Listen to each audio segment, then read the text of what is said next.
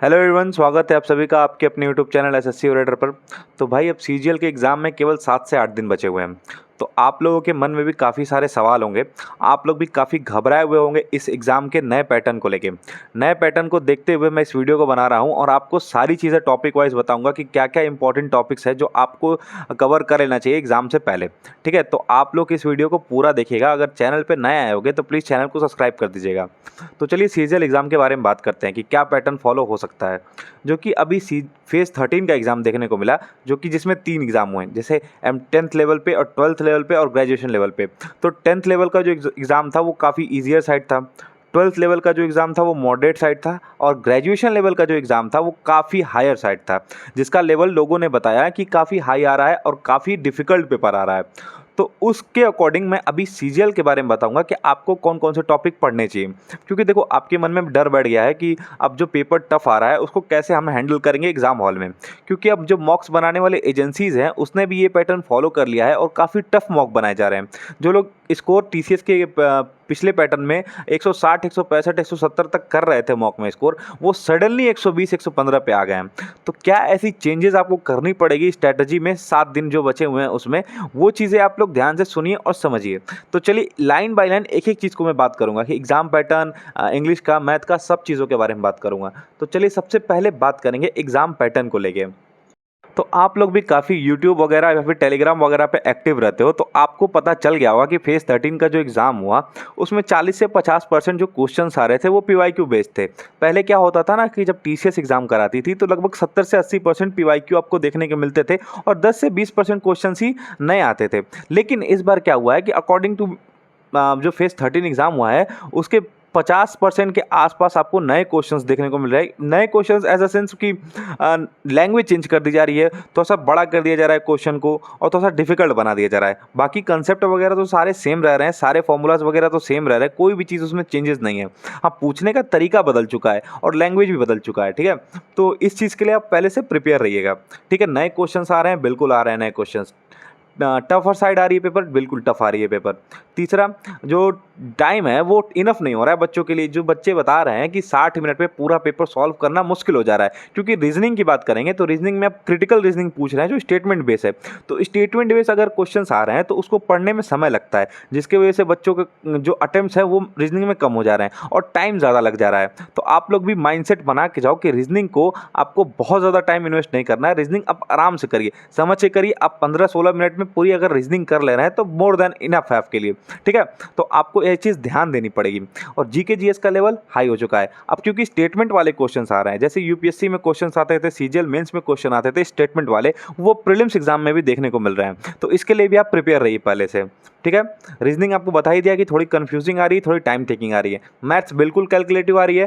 थोड़े क्वेश्चन जैसे 18-20 question doable हो रहे हैं, लेकिन बाकी के क्वेश्चंस आपको कैलकुलेशन या फिर दिमाग लगाना पड़ रहा है, क्योंकि लैंग्वेज नया है, वेंडर नया है, तो कुछ क्वेश्चन तो नए आपको देखने को मिलेंगे। तो इससे आपको कोई प्रॉब्लम नहीं होनी चाहिए। देखिए, पेपर का लेवल टफ आएगा तो इससे हमें कोई प्रॉब्लम नहीं है। पेपर का लेवल बढ़ेगा तो कट ऑफ कम आएगी। ठीक है, तो आप लोग इन सब चीज़ों से मत घबराइए। और पिछले कुछ टाइम से, जैसे 1-2 साल से आप लोग देख रहे होंगे कि जो इंग्लिश का लेवल था वो जो टीसीएस एग्जाम कंडक्ट करा रही थी उसमें काफ़ी लो था। लेकिन यहाँ पे कुछ लेवल समझ में नहीं आ रहा है, काफ़ी मिक्स टाइप के क्वेश्चन पूछे जा रहे हैं। किसी सेट में देखने को मिल रहा है कि क्लोज टेस्ट भी नहीं आ रहा है। तो चलिए सब्जेक्ट वाइज बात करेंगे कि क्या क्या प्रॉब्लम्स किस किस सब्जेक्ट में आ रही हैं। तो इंग्लिश की बात करेंगे तो देखिए, इंग्लिश में जो क्वेश्चन आ रहे हैं वो ऐसे आ रहे हैं, जैसे वोकैब को ले लीजिए। तो वोकैब टीसीएस काफ़ी पूछती थी, 8-10 वोकैब आ जाते थे, जैसे 2 synonyms, 2 antonyms, 2 idioms, 2-3 one word substitution, spelling errors वगैरह मिला के टोटल आपके 7-8 क्वेश्चन मान के चलिए आपके हो जाते थे। लेकिन जो न्यू वेंडर आया है उसमें देखा गया कि वोकैब का वेटेज काफ़ी कम कर दिया गया है। मुश्किल से 2 से 3 वोकैब आपको सारे मिला के देखने को मिल रहे हैं। तो आप लोग भी वोकैब पे लेकिन फोकस करते रहिए, क्योंकि वोकैब बहुत ज़रूरी है। तो वोकैब जितना आपने पढ़ा है उसी को रिवाइज कर लीजिए, कुछ एक्स्ट्रा मत करिए, क्योंकि वोकैब बहुत ज़्यादा आपको देखने को नहीं मिलेगा अगर यही ट्रेंड फॉलो हुआ तो। ठीक है, पैराजंबल के भाई देखने को अच्छे क्वेश्चंस मिले और टाइम कंज्यूमिंग क्वेश्चंस है। तो जैसे पहले इंग्लिश में 7 से 8 मिनट में पेपर हो जाता था, वो पेपर अब 10 से 12 मिनट या 13 मिनट लग रहा है। तो आप लोग पैराजंबल की भी प्रैक्टिस कर लीजिए, अच्छे क्वेश्चंस प्रैक्टिस करिए। जो टीसीएस का जो 2022 से पहले का पैटर्न हुआ करता था उसके जो मेंस में क्वेश्चंस आते थे पैराजंबल्स के, वो भी प्रैक्टिस आप करके जाना। ठीक है, तो इससे आपका पैराजंबल तैयार हो जाएगा। क्लोज टेस्ट किसी किसी शिफ्ट में नहीं आ रहा है, ज़्यादातर शिफ्ट में नहीं आ रहा है, ऐसा सुनने को मिला है। तो क्लोज टेस्ट अगर आ गया तो भी ठीक है, नहीं आया तो भी ठीक है, कोई प्रॉब्लम नहीं है। हाँ, एरर की बात करेंगे, एरर से सबसे ज़्यादा क्वेश्चन आ रहे हैं। तो आप लोग ग्रामर अपना बिल्कुल प्रिपेयर करके चलिए कि ग्रामर से आपका एक भी क्वेश्चन छूटना नहीं चाहिए। एरर आपका बिल्कुल तैयार होना चाहिए, क्योंकि एरर पहले भी बहुत सारे आते थे, लेकिन इस टाइम पे सुनने को आ रहा है कि किसी किसी सेट में 7 से 8 एरर तक पूछे गए। तो अगर इतना वेटेज एक सब्जेक्ट का है, एक मतलब चीज़ का है, तो आपको उसको पूरा प्रिपेयर करना पड़ेगा।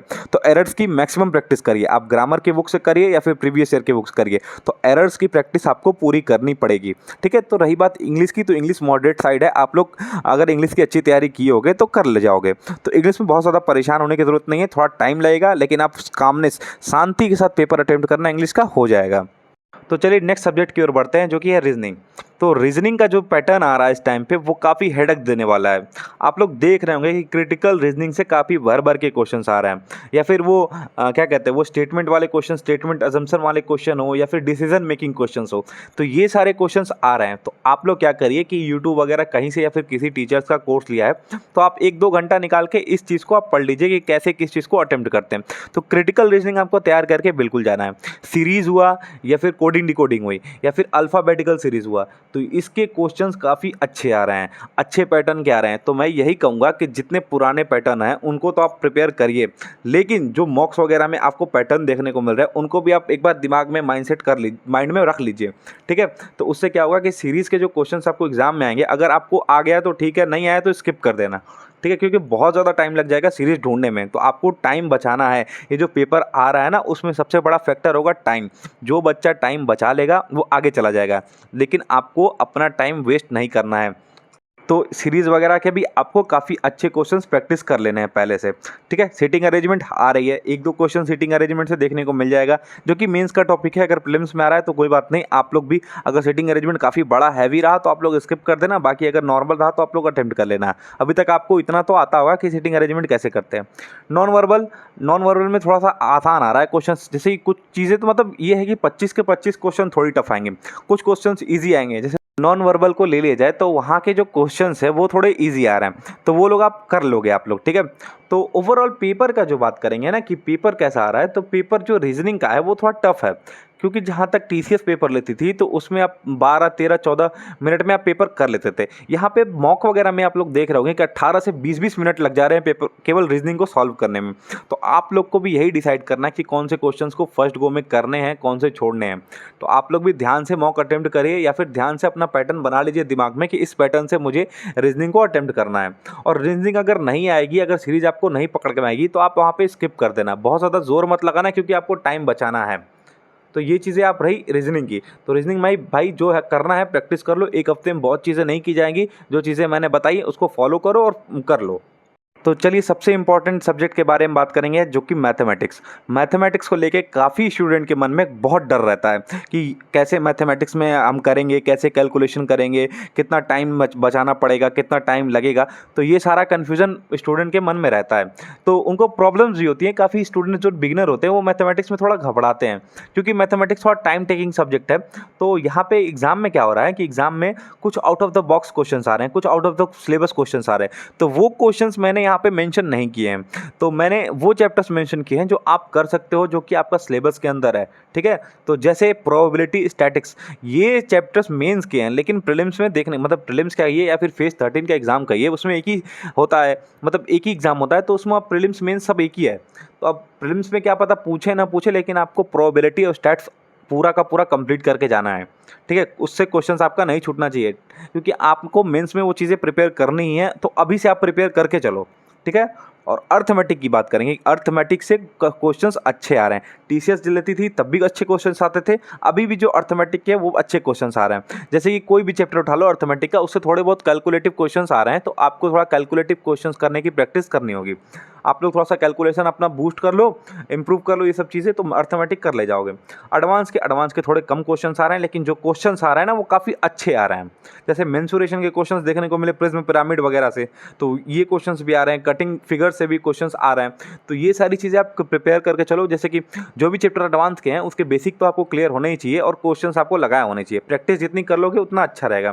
कैलकुलेटिव क्वेश्चंस, बिल्कुल कैलकुलेटिव क्वेश्चंस आ रहे हैं, लेकिन आप लोग डरो नहीं, क्योंकि क्वेश्चंस जो आ रहे हैं ना प्रीवियस ईयर भी है उसमें। ऐसा नहीं कि 25 के 25 क्वेश्चंस मुश्किल है। देखो 12-13 क्वेश्चंस अभी भी ईजियर साइड है, ठीक। 7-8 क्वेश्चंस आपको मिलेंगे मॉडरेट, जो कि थोड़ा 1-1.5 मिनट लगेंगे, आपको सॉल्व कर लो जाओगे। हाँ 5-6 क्वेश्चंस मैं बिल्कुल कहूँगा कि बिल्कुल टफ आ रहे हैं। अगर बिगिनर है, आपकी पढ़ाई, आपका सिलेबस कंप्लीट नहीं है, तो आप लोग नहीं कर पाओगे। आप लोग वहाँ पे डरना मत, वहाँ पे चीज़ें स्किप करना, या फिर अगर आपकी प्रैक्टिस अच्छी है तो वहाँ पे कर लेना। बहुत ज़्यादा टाइम वेस्ट मत करना, एक क्वेश्चन पे लग गए, ईगो पे ले लिया, 3-4 मिनट वेस्ट कर दिया, तो ऐसा कुछ भी वहाँ पे नहीं करना है, ठीक है। आपको जितने क्वेश्चन आएंगे उतने करो, 2 से 3 अटेम्प्ट करने हैं पेपर को। जो 1 लाइनर क्वेश्चन है उसको पहले करना है, जो थोड़े लैंग्वेज बढ़े हैं उसको, अगर आपको आता है लेकिन थोड़ा लैंग्वेज बढ़ा है तो उसको स्किप करके सेकंड राउंड में करना, और जो क्वेश्चंस पहली बार देखा है उसको आप पहले देखते ही स्किप कर देना। लास्ट में अगर टाइम बचेगा तो उसको करना, वरना पहले ही उसमें फंस जाओगे ना, तो बिल्कुल टाइम वेस्ट हो जाएगा आपका वहाँ पे। देखो कुछ चैप्टर्स ऐसे हैं जिनको मैंने बताना ज़रूरी समझूंगा, कि जैसे कि time, speed, distance, percentage, profit and loss, number system and mensuration, और साथ साथ कोऑर्डिनेट ज्योमेट्री। ये आपको बिल्कुल प्रिपेयर करके जाना है। देखिए इससे क्वेश्चंस आ रहे हैं और अच्छे क्वेश्चंस आ रहे हैं, तो आपको ये सारे सब्जेक्ट को कम से कम पूरा का पूरा डिटेल में क्लियर होना चाहिए, ठीक। कोऑर्डिनेट ज्योमेट्री से लोग भागते थे ना, अब लोग कोऑर्डिनेट ज्योमेट्री आ रही है, तो कोऑर्डिनेट ज्योमेट्री के बेसिक टर्म्स जो होते हैं वो कम से कम आप कंप्लीट करके जाना। ऐसा नहीं कि एकदम आसान क्वेश्चन आ जाए लेकिन कोऑर्डिनेट ज्योमेट्री के डर से आपने पढ़ा नहीं और वहाँ पे अटेम्प्ट ना कर पाओ, ठीक है। तो आप लोग ये चैप्टर्स तो बिल्कुल कवर करके जाना। तो अब चलिए सबसे बड़े और सबसे वास्ट सब्जेक्ट के बारे में बात करेंगे, जो कि जीके जीएस है। तो जीके जीएस भाई मैं आपको डिटेल से बताऊंगा कि क्या चीज़ें पढ़नी है। तो सबसे पहले बात करेंगे हिस्ट्री की। तो हिस्ट्री में आपको Indus civilisation, Buddhism, Jainism, Mughals period, Delhi sultanate, Gandhi era, 1857 revolt, modern history के फैक्ट्स वगैरह, ये सारी चीज़ें आपको एकदम दिमाग में होनी चाहिए, एकदम रटा हुआ होना चाहिए। इनसे क्वेश्चंस अगर आए तो आपके छूटने नहीं चाहिए। तो ये चैप्टर्स कम से कम आपको हिस्ट्री में कंप्लीट करके जाने हैं। इसका 10 बार रिवीजन कर लो, चाहे कुछ कर लो, इससे क्वेश्चंस आपको 100% देखने को मिलेंगे। अगर ये इनमें से क्वेश्चंस नहीं आए ना, तो आप मेरे चैनल को अनसब्सक्राइब कर देना। तो ये जो चैप्टर्स है ये हॉट चैप्टर्स हैं, इनको पूरा का पूरा कवर कर लो, ठीक। ज्योग्राफी, इंडियन ज्योग्राफी पूरी पढ़नी है। इंडियन ज्योग्राफी में से एक भी चैप्टर आपका छूटना नहीं चाहिए, क्योंकि कहीं से भी क्वेश्चंस आ सकते हैं, ठीक। उसके बाद एटमॉस्फेयर, प्लैनेट्स वगैरह है, जैसे एस्ट्रोनॉमी वगैरह जो भी है, सन वगैरह, सबकी नॉलेज आपको होनी चाहिए। रॉक्स के बारे में आपको पूरा डिटेल पता होना चाहिए। रिवर्स, डैम्स, स्टैटिक का पार्ट है वो क्लियर करके जाना। और एक और चीज़ है, कैपिटल करेंसी वगैरह भी आपको ज्योग्राफी में ही आती है, वो चीज़ें भी कंप्लीट कर लेना। फिर इंपॉर्टेंट पोर्ट्स वगैरह हैं, उनको भी आप स्टैटिक के तौर पे याद कर लेना। साइक्लोन वगैरह, जियोलॉजी, टोपोलॉजी, ये सारी चीज़ें जो हैं उसकी बेसिक नॉलेज आपको होनी चाहिए, क्योंकि स्टेटमेंट बेस्ड क्वेश्चन आ सकते हैं। स्टेटमेंट बेस्ड क्वेश्चन आएगा तो आप तभी कर पाओगे जब आपको उसकी पूरी नॉलेज होगी। तो ये सारी चीज़ें आप ज्योग्राफी में भी करके जाना। तो देखिए जीके जीएस में ना लोगों को बहुत डर लगता है, तो जीके जीएस के लिए मान के चलो कि 25 के 25 क्वेश्चन करना ईजी नहीं होता है, बिल्कुल नेक्स्ट टू इम्पॉसिबल होता है प्रीलिम्स में। तो आप कम से कम सोचो 15 क्वेश्चंस भी आपके अगर हो जा रहे हैं, 30 नंबर भी आप जीके में लेके आ रहे हो, तो बहुत अच्छा स्कोर है, आपको घबराने की जरूरत नहीं है। लेकिन आपने बिल्कुल पढ़ाई नहीं की, बिल्कुल तैयारी नहीं करोगे जीके की, तो आप बहुत पीछे रह जाओगे। तो जितना मैं चैप्टर्स बता रहा हूँ, जो चैप्टर्स बता रहा हूँ, कम से कम उनको तो कंप्लीट करके जाना, उसमें कोई आनाकानी नहीं। फिर बाद में मत कहना कि जीके में स्कोर नहीं आया, जीके की वजह से मेरा नंबर कम हो गया। तो ये सब चीज़ें उस टाइम पे मत करना, अभी जो चीज़ें बता रहा हूँ वो चीज़ें कर लो, ठीक है। तो चलिए नेक्स्ट सब्जेक्ट के बारे में बात करेंगे, जो कि है पॉलिटी। पॉलिटी देखो भाई काफ़ी इंटरेस्टिंग सब्जेक्ट है, और काफ़ी मज़ा भी आता है इसको पढ़ने में, और काफ़ी चीज़ें सीखने को भी मिलती है, जानने को भी मिलती है। तो आपको क्या करना है कि जितने इंपॉर्टेंट आर्टिकल्स हैं उनको पहले कंप्लीट कर लेना है। आर्टिकल्स पूरे आपको याद होने चाहिए, ठीक है, जो भी इंपॉर्टेंट आर्टिकल्स है। अमेंडमेंट्स, साथ ही साथ अमेंडमेंट्स को भी पढ़ लेना, जितने इंपॉर्टेंट अमेंडमेंट्स हुए हैं अभी तक फ़िलहाल, जैसे कि जो भी 100वां, 50वां, 40वां जो भी है अमेंडमेंट, वो आपको बिल्कुल याद कर लेना है। जो इंपॉर्टेंट है सारे मत याद करना, लेकिन जो इंपॉर्टेंट है, जो बार बार रिपीटेड क्वेश्चंस आते हैं जिनसे, उनको तो कम से कम कर लेना, ठीक। फिर इंपॉर्टेंट कमिटीज़ वगैरह हैं, जैसे कि आज़ादी के बाद जो भी हमारी कमिटीज़ बनी थी, इस पॉलिटी से रिगार्डिंग, वो सारी कमिटीज़ के बारे में आपको गो थ्रू कर लेना है, पढ़ लेना है। इंपॉर्टेंट डेट्स याद रखने हैं कि किस डेट पे क्या चीज़ें हुई थी, कौन सी कमेटी फॉर्म हुई थी, कौन से अमेंडमेंट हुए थे, उनके डेट्स वगैरह भी आप लोग याद करना। ठीक है, डेट्स भी क्वेश्चन पूछे जा सकते हैं। लेकिन फिर स्टेटमेंट वाले क्वेश्चन आते हैं। स्टेटमेंट के क्वेश्चन कहाँ कहाँ से बनेंगे? देखो, प्रेसिडेंट से बनेगा, प्राइम मिनिस्टर से बनेगा, गवर्नर से बनेगा, सुप्रीम कोर्ट से बनेगा, हाई कोर्ट से बनेगा, और फंडामेंटल राइट्स एंड ड्यूटीज से क्वेश्चंस बनेंगे। जैसे कि फंडामेंटल राइट्स तो भाई सबसे इंपॉर्टेंट है, आपको इसके तो सारी चीज़ें याद करनी है, सारी चीज़ें एकदम जैसे कि 16 का ए, 16 का बी, ऐसे करके भी सारी चीज़ें आपको याद करनी है, क्योंकि इससे क्वेश्चंस आएंगे। और स्टेटमेंट से सबसे ज़्यादा अगर बनाए जा सकते हैं सवाल तो होता है पॉलिटी से आपको बहुत सारे क्वेश्चन देखने को मिलेंगे स्टेटमेंट बेस्ड। तो आपको पॉलिटी पूरी जो मैंने बताई है कम से कम वो तैयार करके जाना है। बाकी आप अभी स्किप कर सकते हो, जो चीज़ें बताई हैं वही चीज़ें रिवाइज करो, क्योंकि एक हफ्ते में सारी चीज़ें एक साथ नहीं की जा सकती हैं। तो आगे बात करेंगे साइंस को लेके। तो साइंस को लेके काफ़ी स्टूडेंट्स के मन में डर बैठा होता है, जो कि आर्ट साइंस के बैकग्राउंड से होते हैं या फिर कॉमर्स से होते हैं, तो उनको साइंस साइड से बड़ी प्रॉब्लम होती है। लेकिन साइंस में आपको इन चैप्टर्स को कम से कम क्लियर करके जाना है, कम से कम कवर कर लेना है इनको। जैसे बायोलॉजी भाई सबसे ज़्यादा साइंस में वेटेज होता है, तो उसके चैप्टर्स है जैसे सेल है, ब्लड है, ऑर्गन्स है, डिजीजेस है, किंगडम क्लासिफिकेशंस है। तो ये चैप्टर्स जो है ना, वो टीसीएस भी पूछती थी, चाहे कोई भी वेंडर हो, तो वो ये क्वेश्चंस पूछेगी ही। तो आप लिख के ले लो कि इनमें से किसी, अगर बायो से क्वेश्चन आया तो इन्हीं चैप्टर्स में से किसी से आएगा। बाकी अब एक्सेप्शन तो कुछ भी होते हैं, मिसलेनियस क्वेश्चंस बहुत होते हैं, तो कहीं से भी आ सकता है। लेकिन अगर कुछ एग्जामिनर बनाना चाहेगा अच्छे क्वेश्चन तो इन चैप्टर से बनाएगा। ठीक, फिजिक्स में आपको कम से कम बेसिक नॉलेज होनी चाहिए सारी चीज़ों की। फिजिक्स आपने पढ़ा है, अगर साइंस बैकग्राउंड है उनके लिए तो आसान है, लेकिन जो बिगिनर्स हैं वो कम से कम बेसिक चीज़ें पढ़ लो।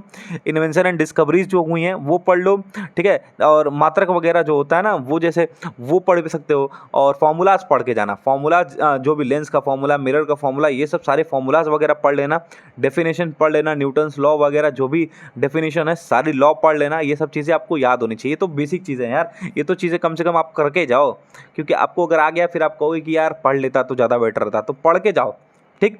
और केमिस्ट्री से देखो सबसे हॉट टॉपिक होता है पीरियोडिक टेबल। आपको जो चीज़ टीचर्स ने बताया ना, वैसे कम से कम पीरियोडिक टेबल आप एक बार पढ़ लेना, अपने से मत पढ़ने जाना, बहुत कंफ्यूजिंग हो जाता है। एलिमेंट्स एंड कंपाउंड्स वगैरह ये सब चीज़ें क्लियर होनी चाहिए। इंपॉर्टेंट फार्मूला जैसे फिटकरी वगैरह, कोई भी चीज़ के फार्मूलाज है वो चीज़ें आप याद कर लेना, जैसे NaCl वगैरह। मैं बताऊँ क्या डिटेल में, आप खुद ही समझदार हो, पढ़ लोगे, ठीक है। तो वो कवर करके जाना। और कुछ थियोरीज होती हैं जैसे कि डाल्टन्स थ्योरी, ब्राउनी गति, या फिर ये सब चीज़ें हैं ना, तो ये सब चीज़ें भी आप एक बार पढ़ लेना, गो थ्रू कर लेना, याद मत करना, बस आपको ध्यान होना चाहिए। कंपोजिशन ऑफ गैसेज, जो एटमॉस्फेयर में गैसेज हैं उनके परसेंटेज वगैरह, ये सब चीज़ें बेसिक चीज़ें हैं, वो चीज़ें आपको बिल्कुल पता होनी चाहिए, ठीक है। तो इतना तो कम से कम साइंस में करके जाना। तो आगे बात करेंगे इकोनॉमिक्स, जो काफ़ी लोग स्किप कर देते हैं। लेकिन भाई देखो, स्किप करना वो अलग बात है, लेकिन कुछ इंपॉर्टेंट चैप्टर्स है इकोनॉमिक्स के जो आपको बिल्कुल पढ़ लेने चाहिए, क्योंकि उससे भी क्वेश्चंस आ रहे हैं। जो अभी फेज 13 का एग्जाम हुआ है ना, उसमें भर के हर सेट में क्वेश्चंस इकोनॉमिक्स के देखने को आए थे। तो इकोनॉमिक्स को आप स्किप मत करो, जो चैप्टर्स बता रहा हूँ कम से कम वो चैप्टर्स पढ़ लेना। जैसे मॉनेटरी पॉलिसीज है, GDP, GNP, NNP वगैरह, इन सब की बेसिक नॉलेज आप ले लेना, ठीक है। क्या होता है, कैसे कैलकुलेट करते हैं, ये सब आप पढ़ लेना, ठीक है। ओल्ड स्कीम्स, जो पुरानी स्कीम्स है ना, जैसे 1970s वगैरह की। हाँ, एक चीज़ मैं यहाँ पे लिखना भूल गया था, वो सबसे इंपॉर्टेंट है इकोनॉमिक्स का, जैसे 5 ईयर प्लान भाई स्किप मत करना। 5 ईयर प्लान से क्वेश्चंस आते हैं, आप 5 ईयर प्लान को पूरा पढ़ के जाना, ठीक। फिर उसके बाद मनी एंड बैंकिंग की भी नॉलेज रख लेना कि क्या चीज़ें होती हैं, जैसे MISCR वगैरह, इन सब के फुल फॉर्म वगैरह है, जो भी पॉलिसीज़ बनाई गई मनी बैंकिंग के रिलेटेड, ये सारी चीज़ें आप गो थ्रू कर लेना, क्योंकि इकोनॉमिक्स से अगर 1-2 क्वेश्चन आ गए, अगर आपने कर लिया तो आप एक एज ले जाओगे, ठीक है। तो इकोनॉमिक्स को स्किप मत करो, जो चीज़ें बता रहा हूँ वो चीज़ें कम से कम करके जाओ। 5 ईयर प्लान्स यहाँ पे ऐड कर लेना, आप 5 ईयर प्लान्स बिल्कुल करके जाना। अगर आप स्क्रीनशॉट ले रहे हो तो उसमें आप 5 ईयर प्लान अपने से लिख लेना, ठीक है। तो फिर अब आगे बात करेंगे स्टैटिक की। तो सबसे मेन होता है GK GS का टॉपिक स्टैटिक GK से कम 7 से 8 क्वेश्चन आते हैं। आप कभी भी TCS जो एग्ज़ाम कराती थी वो ले लो, चाहे अभी न्यू वेंडर एग्ज़ाम कंडक्ट करा रहा है उसमें ले लो, स्टैटिक्स के क्वेश्चंस आपको हमेशा देखने को मिलते हैं। तो स्टैटिक्स में क्या करना है, कम से कम जो पहले होता था, अभी भी है, आर्ट एंड कल्चर कंप्लीट कर लेना है। फेस्टिवल्स को सारे कंप्लीट कर लेना है। स्पोर्ट्स अवार्ड्स जितने पहले दिए गए, जैसे अर्जुन अवार्ड हो गया, या फिर मेजर ध्यानचंद अवार्ड हो गया, या फिर द्रोणाचार्य अवार्ड हो गया, जो पिछले पहले किसको सबसे पहले दिया गया, क्या चीज़ें हुई, तो ये सब चीज़ें आप स्पोर्ट्स एंड अवार्ड्स में कर लेना। इंपॉर्टेंट डेट्स जैसे कि क्या 25 जनवरी को क्या मनाया जाता है, 2 फरवरी या फिर 29 फरवरी, या फिर जो भी चीज़ें हैं वो चीज़ें कवर करके जाना, ठीक है। तो इंपॉर्टेंट डेट्स वगैरह कर लेना। मोन्यूमेंट्स कर लेना, जैसे कौन से मोन्यूमेंट किसने बनवाए हैं, कब बनवाए हैं, कौन से राजा ने उसको फॉर्म कराया, कौन उसके कारीगर थे। अगर इतना मतलब चलो उतना मत याद करना, लेकिन किस शहर में है और किस राजा ने बनाया है, तो ये मोन्यूमेंट्स में आप बिल्कुल कवर करके जाना। फिर उसके बाद इंपॉर्टेंट डिस्कवरीज़ है जो हिस्ट्री की हैं या फिर केमिस्ट्री की हैं या फिर अदर डिस्कवरीज़ हैं, तो वो कम से कम आप क्लियर कर लेना। फिर फर्स्ट इन वर्ल्ड जो भारत के पहले प्रधानमंत्री, राष्ट्रपति, या फिर वर्ल्ड में यूएस के पहले, या फिर जो भी चीज़ें करंट में भी हो रही है उसके कम से कम फर्स्ट याद कर लेना कि फर्स्ट अगर कोई चीज़ हुई है तो वो इंपॉर्टेंट ऑटोमेटिकली हो जाता है, ठीक है। तो फर्स्ट इन वर्ल्ड याद करना। और सबसे इंपॉर्टेंट है बुक्स एंड ऑथर्स, क्योंकि ओल्ड बुक्स भी इंपॉर्टेंट है और जो न्यू बुक्स हैं वो भी इंपॉर्टेंट है। तो जैसे कोई भी स्पोर्ट्स पर्सनालिटी है, कोई बहुत बड़ा बैंकर है, या फिर आरबीआई गवर्नर के जो बुक्स पब्लिश हुए हैं, तो वो सब बुक्स एंड ऑथर्स को भी आप कवर कर लेना। साथ ही साथ टेम्पल्स वगैरह जो वर्ल्ड में इंपॉर्टेंट टेम्पल्स है या फिर इंडिया में जो इंपॉर्टेंट टेम्पल्स है, वो सारी चीज़ें आप कवर कर लेना। तो ठीक है, ये रहा स्टैटिक का। मैं बता रहा हूँ कि अगर आपको, मैं 7 दिन के हिसाब से बता रहा हूँ क्योंकि बहुत सारी चीज़ें होती हैं, सारी चीज़ें तो नहीं कवर की जा सकती हैं, जो कवर की जा सकती है इन दिनों में वही चीज़ें मैं बता रहा हूँ। तो स्टैटिक के ये क्वेश्चंस, ये टॉपिक्स आप कवर कर लेना।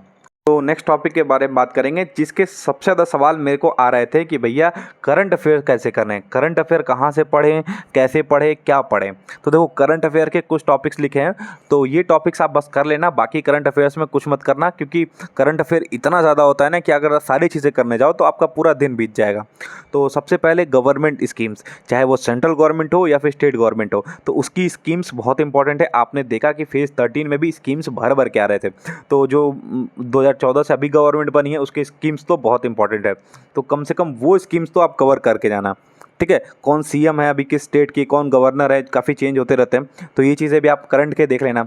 स्पोर्ट्स न्यूज़, कॉमनवेल्थ गेम्स अभी हुए या फिर ओलंपिक्स हुए, या फिर अभी जो भी स्पोर्ट्स गेम्स हुए, दोहा डायमंड लीग हुई, ये सब स्पोर्ट्स इवेंट्स है, तो कौन उसमें विनर रहा, इंडिया की पार्टिसिपेशन क्या रही, इंडिया के रैंक क्या रही, किसने गोल्ड मेडल जीता, किसने सिल्वर जीता, ये सारी चीज़ें वहाँ से कवर कर लेना।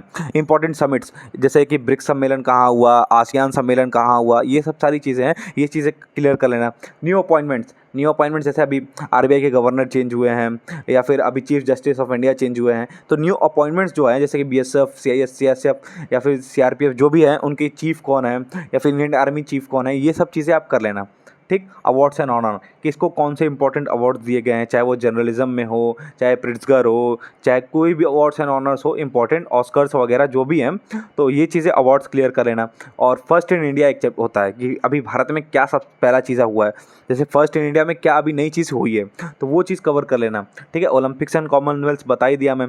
साइंस एंड टेक्नोलॉजी से पहले भी क्वेश्चन आते थे, आगे भी क्वेश्चन आएंगे, जैसे न्यू इन्वेंशन हुए, कौन सी सबमरीन, कौन सा अभी एयरक्राफ्ट खरीदा गया, कहाँ से ट्रांसपोर्ट हुआ, ये सब चीज़ें आप कर लेना। साइंस एंड टेक्नोलॉजी में आपको डिटेल वीडियो यूट्यूब पे कहीं ना कहीं से मिल जाएगी।